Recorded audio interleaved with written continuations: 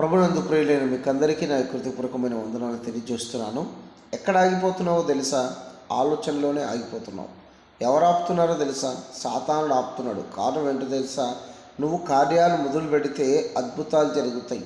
నువ్వు కార్యాలు మొదలు పెడితే అసలు దేవుడు ఉన్నతంగా నిన్ను వాడుకుంటాడు. అది సాతానుకి ఇష్టం లేదు. అందుకోసమే సాతానుడు ఏం చేస్తున్నాడంటే ప్రారంభ దశలోనే ఆలోచనలు నింపి, పిరికితనాన్ని నింపి, భయాన్ని నింపి నేను ఆపేస్తున్నాడు. ఒక్కసారి గుర్తుపెట్టుకో, ప్రారంభించు. నష్టపోయినా బాధ లేదు, గెలిచినట్టే. ప్రారంభించకపోకుండా ప్రారంభంలోనే భయపడుతూ కూర్చున్నావంటే నువ్వు ఓడిపోతున్నట్టే. గుర్తుపెట్టుకో, నీ జీవితంలో నువ్వు గెలవాలంటే ప్రారంభించు. సాతానుడు పేసేటువంటి వలలో చిక్కుకోకుండా నువ్వు ఈ రోజు నుంచి దేవునికి అప్పగించిన పనిని ప్రారంభించు. దేవుడు చెప్పే పనిని ప్రారంభించు. దీవించబడతావు.